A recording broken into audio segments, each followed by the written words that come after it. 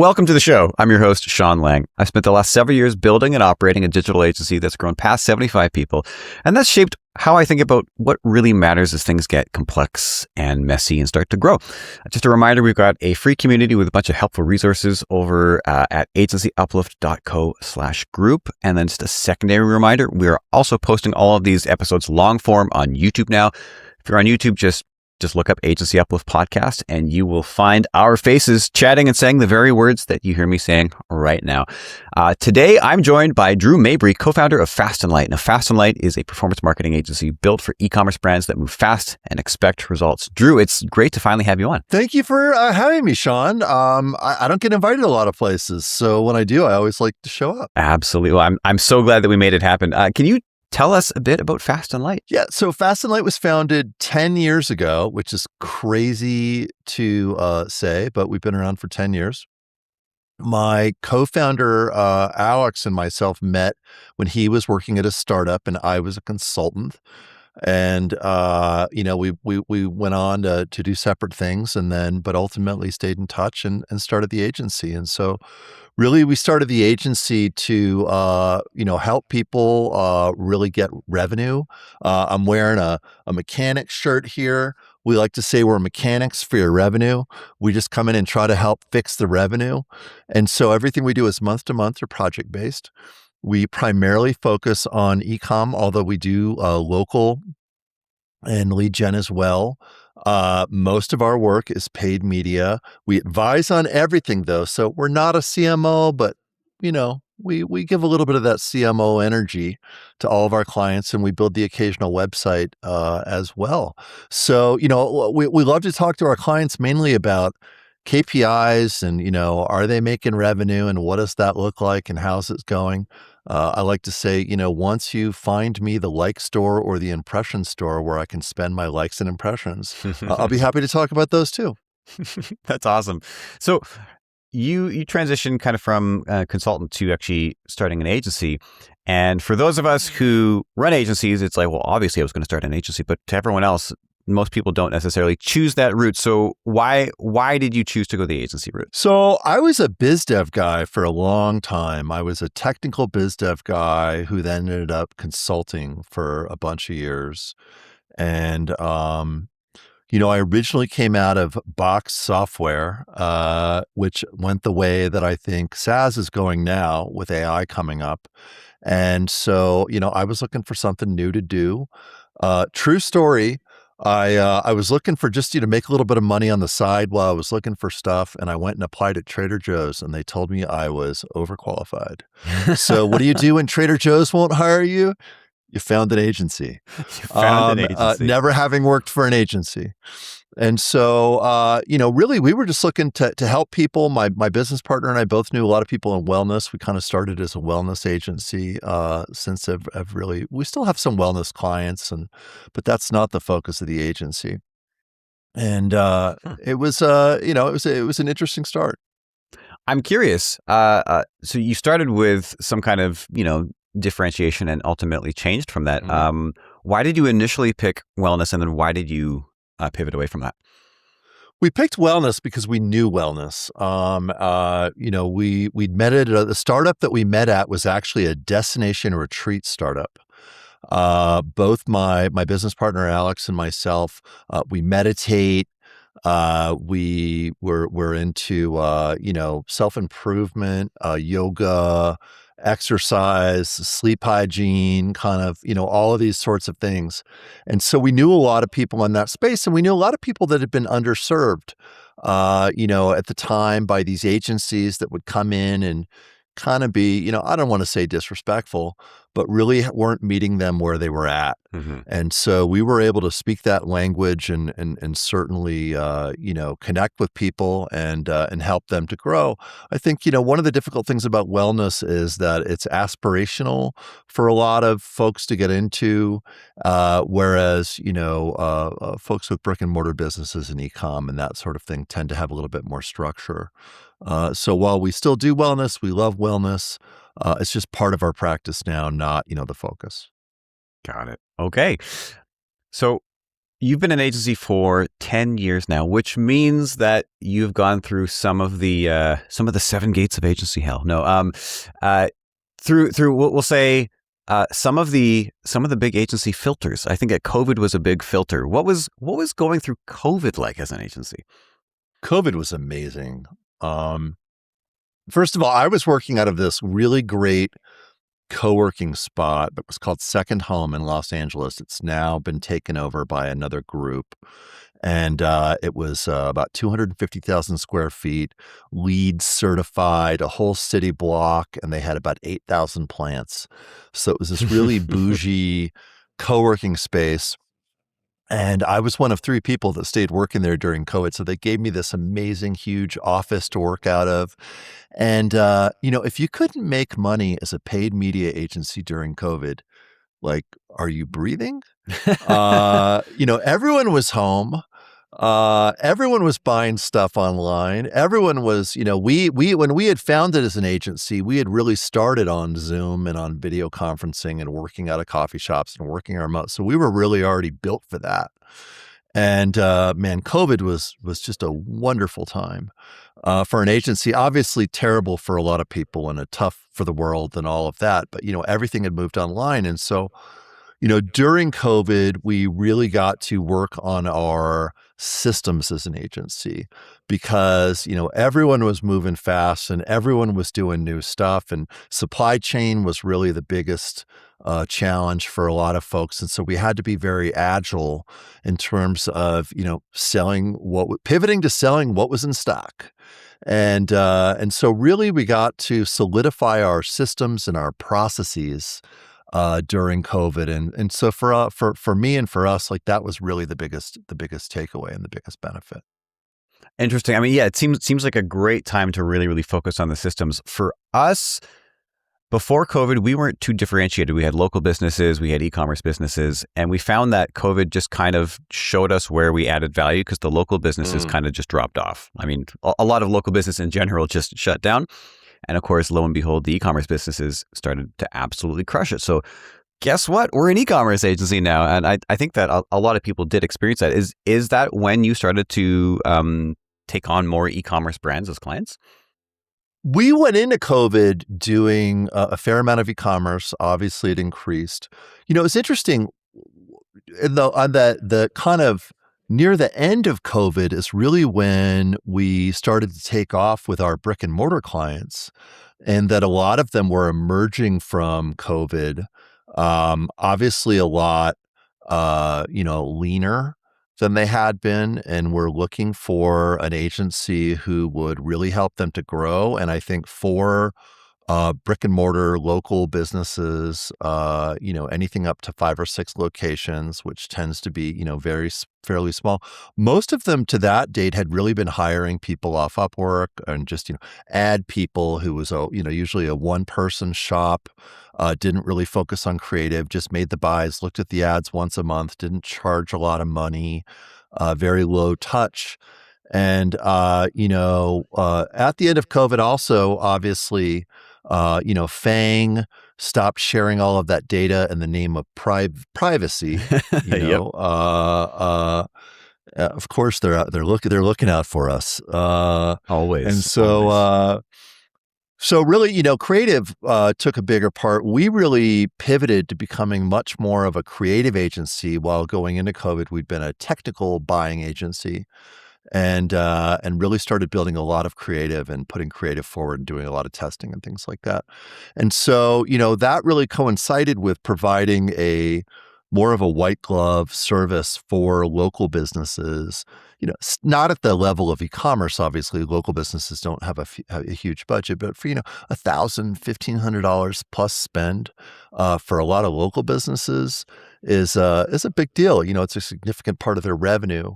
And we found we were really good at it because we built these systems and because we were used to, managing relationships with fashion partners and e-com partners and beverage and CPG and much more, and I don't mean this in a bad way, but high maintenance, people with high expectations and plans that they're implementing and it's moving and all that. We were really good at that. And we were able to accommodate that. And that's still something that while it's not our our primary focus is a focus of what we're working on now, and we found a great deal of success with it.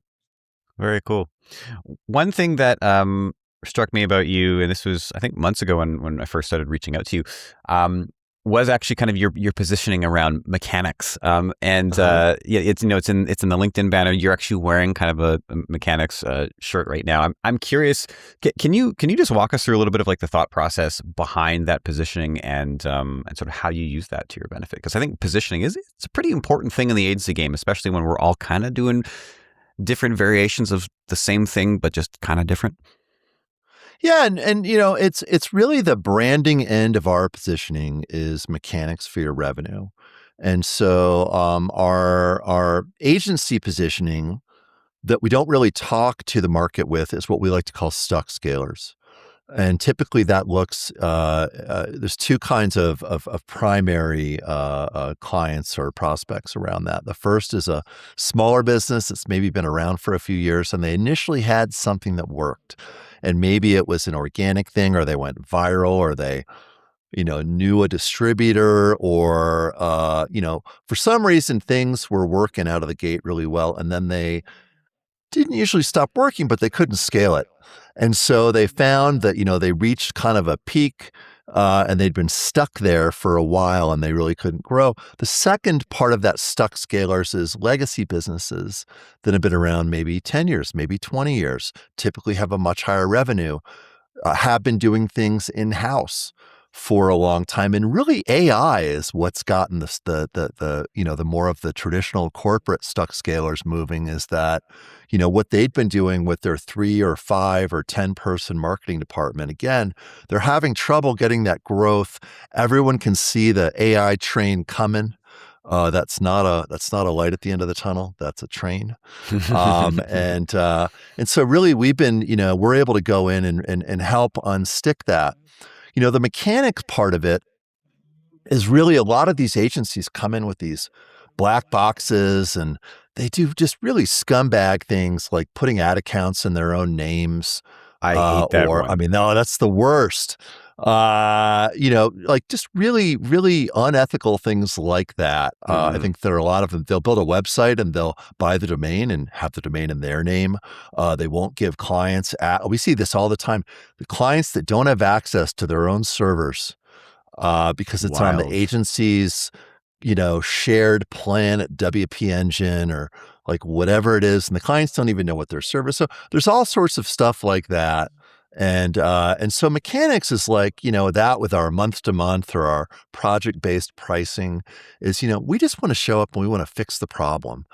We want to, come up and tell you honestly, like what we think, sometimes maybe a little too honestly. If we think that your product sucks, we'll say that your product sucks, and just be very direct, and get in there and roll up our sleeves and work with our clients. And maybe it's the brakes need fixing. We don't need to swap the whole engine out. And so really we liked that kind of thing. And obviously with the shirt, I wear the shirt everywhere, and I do a lot of networking. And people come up to me and they're like, "Why are you here?" Because they think I'm a mechanic, and I'm like, "I'm here wearing this shirt, so you would ask me that question, so we could meet Genius. and have a conversation." And we have a conversation, and it's a nice icebreaker. Plus, it's nice having a cheap ass shirt that I can wear that I can spill stuff on, and nothing's going to hurt it. So I won't say that I hate that. That's awesome. No, I love that. I assumed that there would be a little bit more to it, and that's fantastic.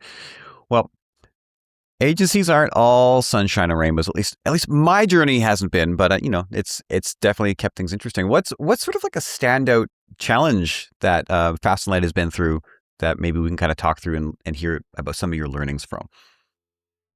I think, during COVID, what I mentioned earlier, I think one of the big ones is when, all of Microsoft, Google, Apple, Meta, all stopped sharing their ad data the way that they used to. And a lot of agencies decided to stop doing paid media at that point. Lot of people, I would say, I just a guess, 30-40% of agencies that we knew that were doing paid media stopped doing paid media because it got really hard.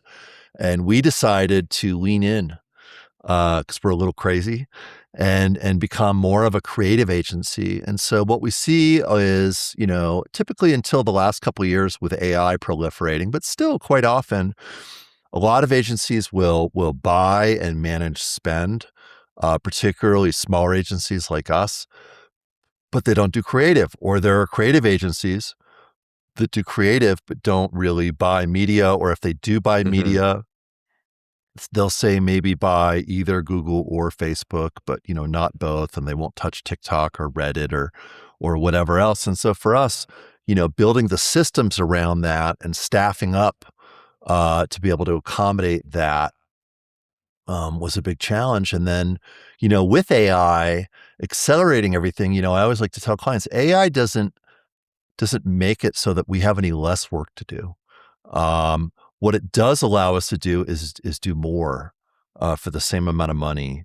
But the challenge around that is, if we were to do, say, 10 pieces of creative a month for a client, a year and a half ago, now we're doing 20, 25 pieces of creative for a client.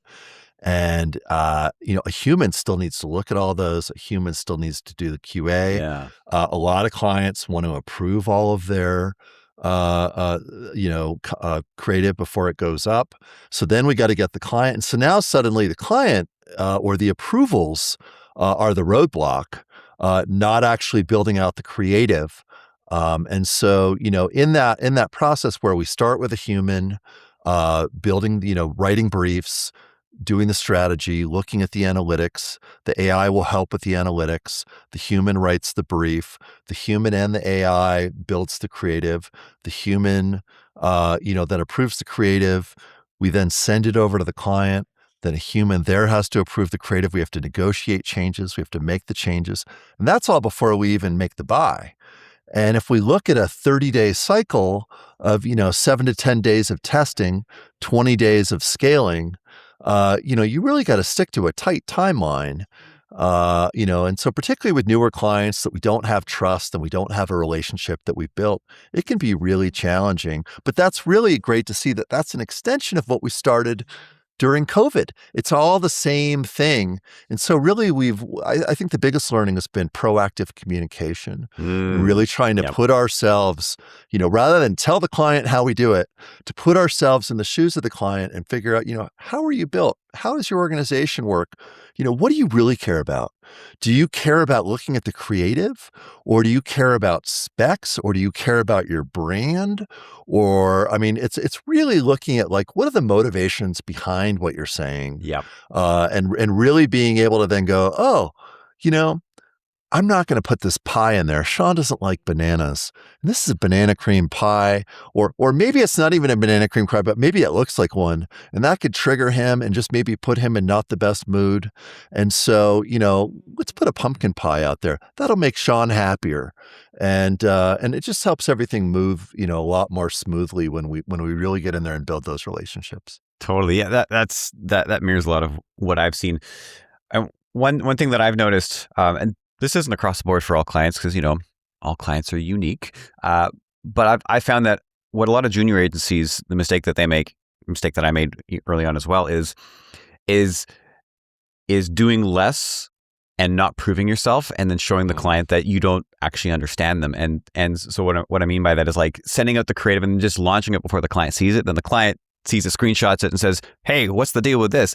And now, realistically, you probably have 2 or 3 months worth of trust to earn back versus had you really, really gone in the first month and really learned what they like to the point that now they have said, yes, it's a 10 out of 10 5 times in a row. Now they just don't want you to even send it to them anymore because they just trust you implicitly. And if you can nail that order of operations long term, it makes things a lot easier. But of course, errors of omission are usually the things that get committed first. So the client thinks, these guys don't get it. I need to be on every single call. I need to approve every single revision. And even if it's good, it's probably not quite good because I know I'm going to see something once they post it and blah, blah, blah, blah, blah.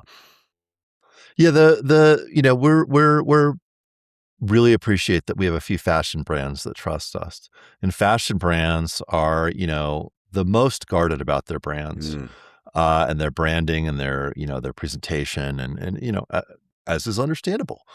And so, if we use the wrong font or the wrong shade, the wrong color, the wrong hex color, or there's a typo, the immediate thinking is, well, if they missed that, like, what else are they missing? Yes, exactly. Whereas, we could have a down month. And, we've earned the relationship. They'll be understanding, all right, well, let's get it next month. Like, what can we do to make next month better? Because there just are down months in the market. There are months when people just don't buy as much stuff, and or the offer wasn't solid, or the new line just isn't hitting, the way that everyone hoped it was, that it would. And so that's fine. But, an own goal, a forced error, is like we've just learned that you can't do that, which is why really QA around our creative has really become a super big part of everything that we do. And I just really don't think it's at this time it's something that AI can't do. I'm not willing to trust AI too. There's a lot. I love AI. We do a lot with AI, but I'm not willing to trust AI with the QA. It has to be human, preferably multiple humans, that really understand the importance of what they're doing and are willing to pay attention. Absolutely. That mirrors again. What I've heard from a lot of different agency owners, even in the last week, is this sort of this problem or this difficulty finding people that have like taste, the right taste. And that's something that AI cannot do. AI can kind of mimic a very bastardized version of some kind of taste according to what it's been fed over the last couple of years. But AI doesn't actually make up for taste. And I think that a lot of agencies generally do struggle to find, those people with that really, really good, as they see it, taste, the ones that their clients like. And it seems like the best way to then layer on the AI is to have the AI do a lot of the busy work in between, idea germination and then final approval, tweaking, etc. And I think from what I've seen anyway, the person with the best taste, the person who knows exactly what the client needs, they need to be all in on that first 10% and that last 10% in order to like get all of the juice out of the AI, but not make the mistake of also handing it the final 10%. If you hand it the final 10%, you're going to drop your client on their ass 10 times out of 10 times. 100%. Totally agree. Because, the AI is not responsible for the work. The people who own the agency are. Absolutely. And that's why I still chuckle. I still chuckle when I hear people say like AI is going to replace agencies. Like it's going to cut down workforces. Sure. It's going to increase expectation. It's going to increase output. But at the end of the day, until you can automate taste, which I don't think you're ever going to be able to do just because the human is a unique animal. It's never going to be fully. They're never going to take our spot. They're never going to take the full value that we provide to clients, at least. And maybe I'll be wrong, but I don't think so. I agree. I think it's very similar to the SaaSpocalypse where, sure, AI can code and replace any piece of SaaS software out there.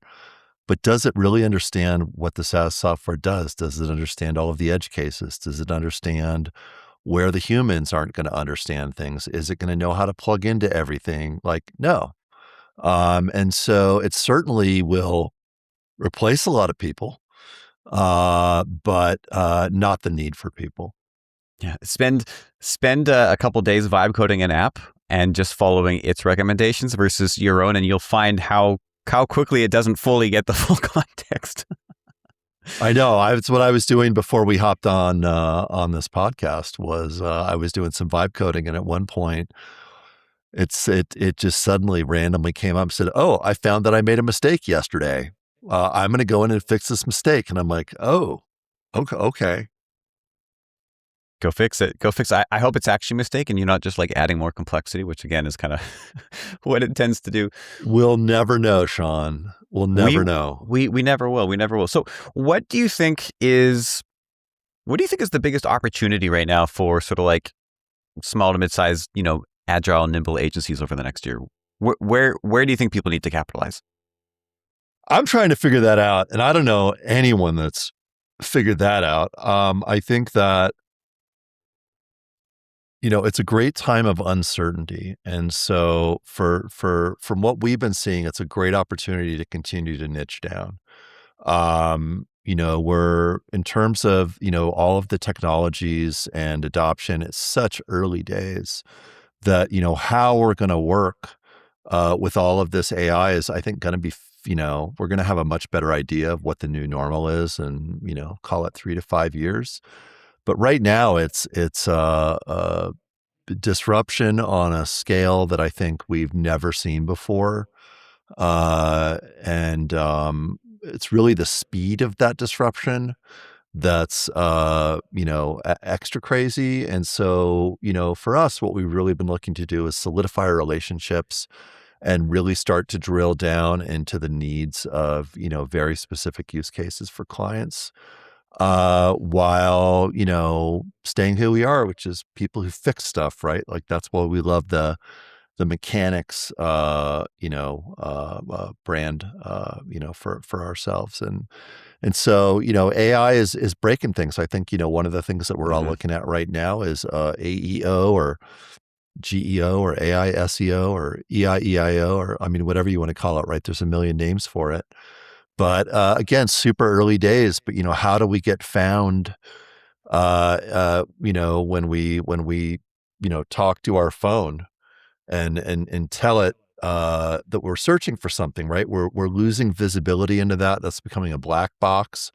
And so, starting to figure that out, and validate that, is becoming increasingly important. Yeah. I think you nailed it. You hit the nail on the head. Here's a big meaty two-part question for you. So agency's been around for 10 years. Everything is iterating and changing according to the needs of everything all the time. How has your role as co-founder changed over the years? And how do you sort of expect it to change over the next year or two? Oh man, that's a tough one. I mean, I think initially, whenever you start a business, particularly an agency, it's very reactive. It's a lot of learning. Somewhere near the end of year one for us, maybe it was early in year two. We used to do reporting like a lot of agencies do. And we found that we were sending these reports out and it was like expensive and time consuming. And everyone had questions about the reports or they wanted them customized or they said they understood them, but they didn't understand them, or they would, it was a mess. And what we decided to do is stop doing reporting. Interesting. We just stopped. And we said, if you want reporting, you can pay us as a line item for reporting. And I think we've had 2 clients over the years do that. But what we're going to do instead is on the second and fourth week of the month, we're going to have a standing call for 30 minutes. And we're going to open the dashboards and we're going to look at the KPIs and we're going to look at all of the data together based upon, what we all know. And we're going to compare that against the results that we tell you we're getting for you. And you can educate us about your business and we can, and really what it did was a couple of things. It helped us build a relationship with our clients. It helped them to educate us and us to educate them. And really work together as an extended team. And so, that's been a big success. And out of that, we then got to build these relationships and we got to pivot from reacting to being proactive and being leaders. And it would be like, oh, well, at a certain point, particularly, CPG brands, need PR because, CPG, they're on shelves. It's easy to blend in. You really want to stand out. You want to get more SEO. You want to be able to get a lift on your paid. You want people to understand who the brand is. So PR is good for that. Well, maybe we should start talking about that a year or two before they need it. Because when you bring it up, suddenly it's, oh my God, why do we need PR? What's PR? And suddenly the conversation is dominated and it's this big thing. Whereas, if you start talking about, hey, once we get to this area, like you're going to want to do some PR at this point. I mean, we're not there yet. And you start that education early and you start, so by the time you bring it up and go, hey, your time for PR, like we've had conversations about this. They've gotten some quotes. They've met some PR agencies. Maybe there's some stuff we can do for them in-house to get it kicked off, just doing a few press releases and a few placements or whatever it is. So, that's really been a big one. And then I think to extend that to inside the agency, I knew early on, that AI was going to be a big thing. And I kept saying to everyone in our agency, you guys need to be doing AI. I'm doing AI. And everyone kept going, oh, I'm too busy doing my work to do AI. And it just was bad. And so finally, what I did about a year ago was I had a weekly call with all of the managers in the agency. And I hate weekly calls. They're just a waste of time, especially internal ones. Why have a call when we can have a Slack channel? But I realized we needed to have a weekly call. And so we have a weekly call. And I brought it up. I shared my screen and I said, hey, everyone, this is what I'm working on in it with AI. This is what I'm learning. And these are my projects that I'm working on right now myself. And I'd like for everyone to start bringing what you're working on every week and show the rest of the team what you're working on. And it was just that kind of getting everyone going. And now we love our call every week. And we're like, and it's down to it started out at an hour. Now it's down to 20 to 30 minutes. Oh, I'm doing this on my project. And I looked at your thing and it kind of sucks. And maybe you could do this. And so, that for me is, again, being really more proactive as a manager and as a team member and culturally, and really empowering everyone internally. Because I think we've all seen that as agencies, we're going to be, smaller. Or at least have fewer people working on accounts. But everyone really needs to practice a lot more leadership. So it's also been a really great opportunity for us all to really focus on, our own professional development. And that's been unexpected, but really a great part of it. That's really cool. And I think that's probably what the future version of the agency will need from you as well. It's just the continual championing of where this is all going, right? Setting the now up for success for where we're going to be in 6 months, a year, 2 years, etc. Sounds like very strong leadership. Drew, it's been great to have you on. I've really loved this conversation. Where can people find out more about Fast and Light and you? We are at fastandlight.agency. We're on all the socials, but you can hit them all from our website. I'm a big LinkedIn guy, so I'm Drew Mabry on LinkedIn. And hit me up on LinkedIn and let's be friends. Awesome. We're friends.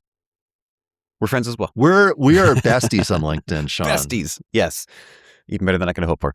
Great to chat, man. Take care. Thank you very much.